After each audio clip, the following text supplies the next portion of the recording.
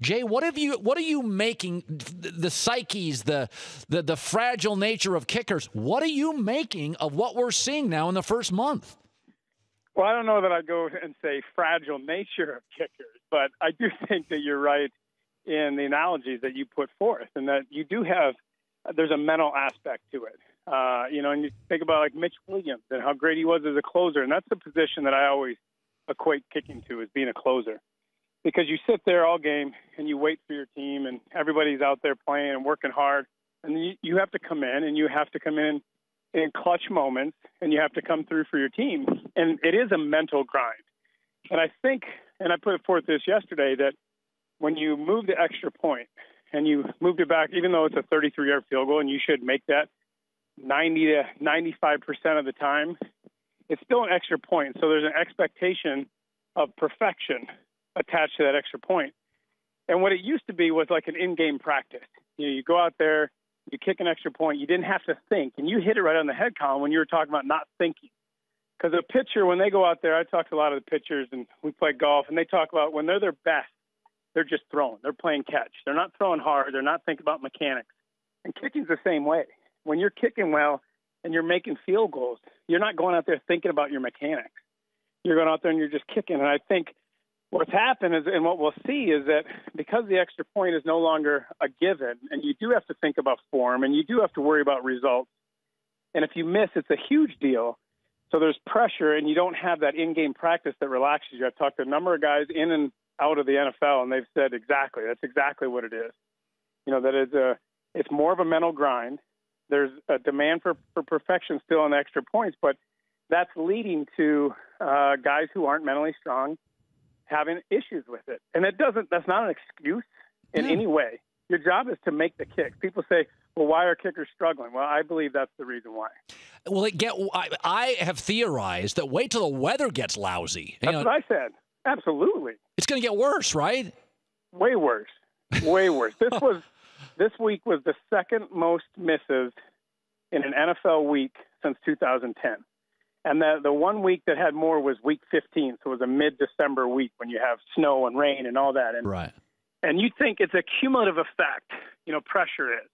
As a guy starts, he slumps at the plate, it builds upon itself. It's not so much that at bat, it's what's happened before. Well, the same thing happens with kicking. When you're kicking well, you're in a groove, you're golden, you're confident, you're just going out there and you're playing. When you're having misses, and those misses on extra points can play havoc on a kicker mentally. And those have a cumulative effect throughout the season. When you would miss, Jay, how did you keep that out of your head knowing that you may not kick for another hour 15? You have to be mentally strong. You can't let your mind wander. That's the biggest challenge.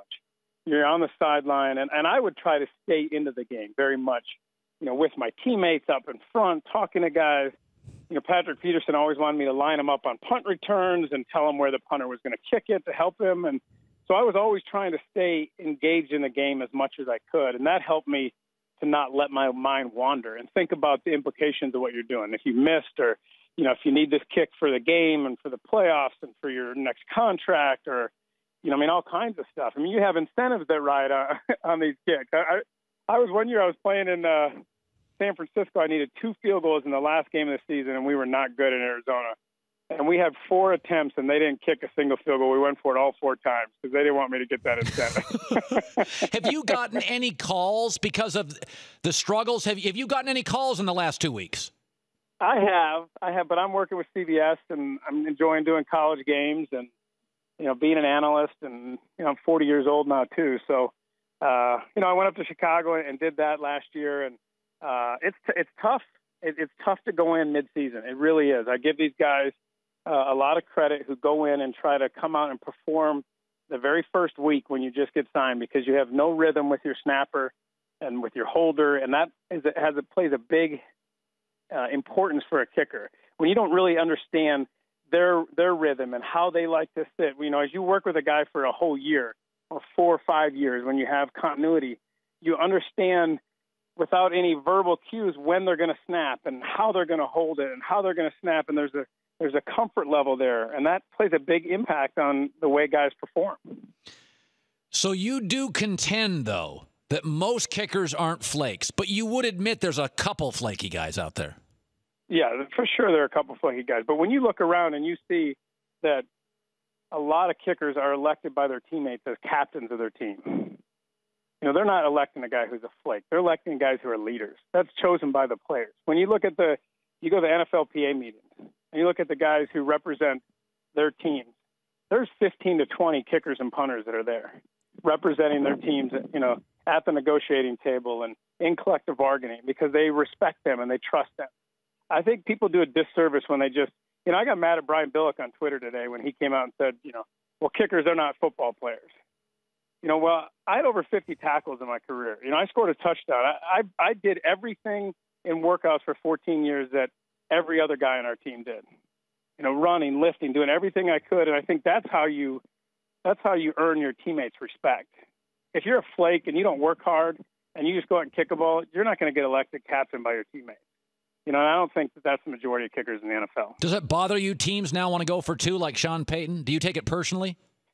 No, I don't. I think if I were a commissioner, I would have, and I wanted to make a change, which obviously they did. I would have moved it to the 1 yard line instead of moving it back, because then you would have had a situation where coaches were inclined to go for it because it would go up to about 60% success rate from the 1 yard line, and there'd be an incentive to go for it. Now, when it's from the 2 yard line and you still have a 48% success rate, coaches are going to defer to their kicker, and if they miss, it's their fault, and they'll get fired. If they go for two and it doesn't happen, now it comes back on the coach. And so coaches, for the most part, are adverse risk people. They don't want to put themselves on the line unless they have to. Yeah. Jay Feely, 14 seasons. Yes, he said he's been called, but he's working for CBS. Good insight on this stuff. I told my producer this morning, I said, Feely, get him on. This is turning into a barnyard musical every Sunday. It's a zoo. Good talking to you, man. It's interesting to watch the dynamics, the mental makeup and how it impacts people. It's really interesting. No, it's fascinating. Good stuff, bud. Thanks, Jay. Thanks, Colin. Good to talk to you anytime. Good to talk to you.